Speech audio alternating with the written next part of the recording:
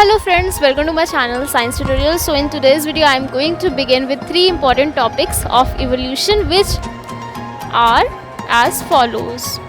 See, first one is computing age of fossils. Computing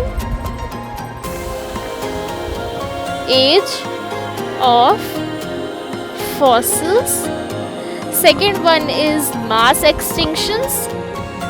Mass extinctions.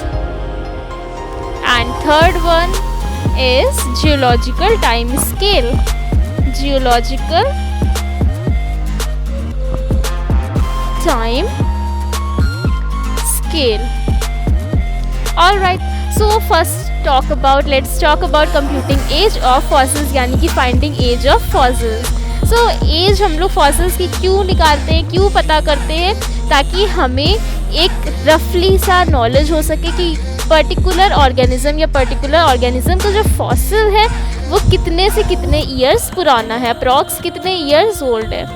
ठीक है, तो इसको निकालने के लिए हम लोग क्या करते हैं उसकी बात करते हैं. तो जो अर्थ की क्रस्ट है उसकी जो सेडिमेंट्री रॉक्स की लेयर्स काफ़ी लेयर्स है ना, मैंने लास्ट वीडियो में बहुत क्लियरली ये चीज़ एक्सप्लेन करी थी. उस तरह से आपको जानना है, उस तरह से आपको अपनी इमेजिनेशन कंस्ट्रक्ट करनी है. Got it. तो सबसे पहले कंप्यूटिंग एज ऑफ फॉसिल्स में एज निकालने के लिए हम लोग देखते हैं पर्टिकुलर फॉसिल्स जिस लेयर से हमें मिला होता है, उस लेयर की जो रॉक्स होती है उसमें हमें क्या क्या कंपोनेंट्स, रेडियो एक्टिव कंपोनेंट्स मिल रहे हैं. Got it.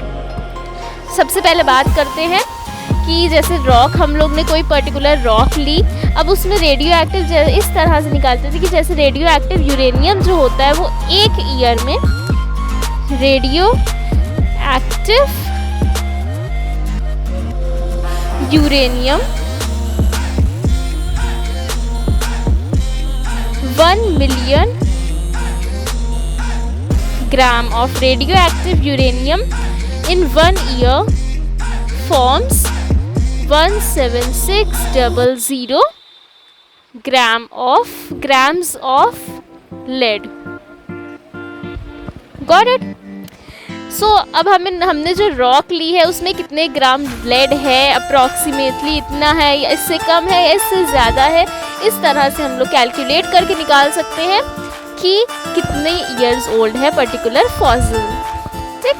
नेक्स्ट थिंग, अब हम लोग रेडियो एक्टिव की यूरेनियम की जगह और भी चीज़ें ले सकते हैं, जैसे कि रेडियो एक्टिव पोटेशियम ले सकते हैं, रुबीडियम ले सकते हैं. जो रेडियो एक्टिव पोटेशियम होता है, रेडियो एक्टिव ही मटेरियल हम लोग लेते हैं हमेशा. जो रेडियो एक्टिव पोटेशियम होता है K40 isotope, that converts into argon, and जो रुबीडियम होता है radio active, that converts into strontium. Got it. तो यहाँ पे कंप्यूटिंग एज ऑफ फॉसिल्स के बारे में हम लोग को समझ में आ गया. जो डाउट हो you can ask into the comment section. Alright. Then mass extinction. अब देखो, मास एक्सटिंक्शन हम लोग हमेशा से मास एक्सटिंक्शन ही देखते आ रहे हैं.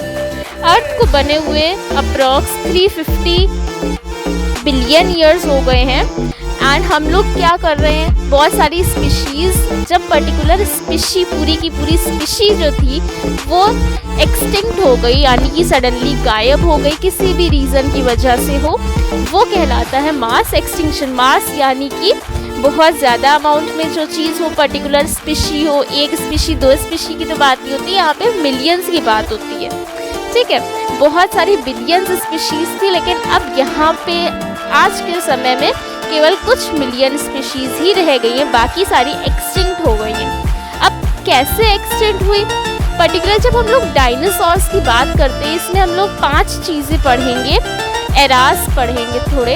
ठीक है, जब हम लोग डायनासोर्स की बेसिकली बात करते हैं तब हमें क्या पता चलता है उससे कि जो मेटियोर्स है, वो अर्थ जो थी वो अर्थ मेटियोर्स या कॉमेट में से किसी से टकराई थी, तब जाकर के डायनासोर्स ख़त्म हुए थे. ठीक, ये हमें कैसे पता चला, जो सॉइल की जो लेयर थी, सॉइल की लेयर के नीचे इरिडियम मिला, हमें मेटल इरिडियम मिला, बहुत ज़्यादा अमाउंट में मिला, जो कि अर्थ में नहीं था, बिल्कुल भी नहीं था, एंड जो कि मेटेराइट्स में बहुत ज़्यादा अमाउंट में मिलता है.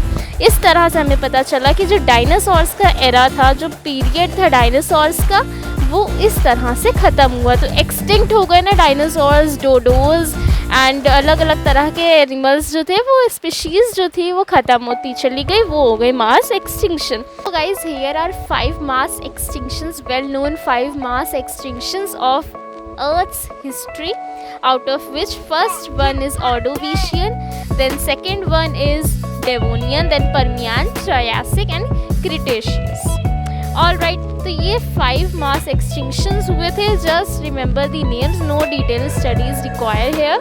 Alright, and then देखो species जो थी, कुछ species ऐसी थी जो कि पर्टिकुलर एनवायरनमेंट में सर्वाइव ना कर पाने की वजह से एक्सटेंट हो गई। वो हो सकती थी, वहाँ पे रह सकती थी, लेकिन अडेप्ट भी कर लिया था उन लोगों ने, लेकिन पर्टिकुलर टेम्परेचर, एनवायरमेंटल स्ट्रेसेस हम लोग कह सकते हैं ऐसे हुए जिनकी वजह से वो एक्सटिंक्ट हो गई।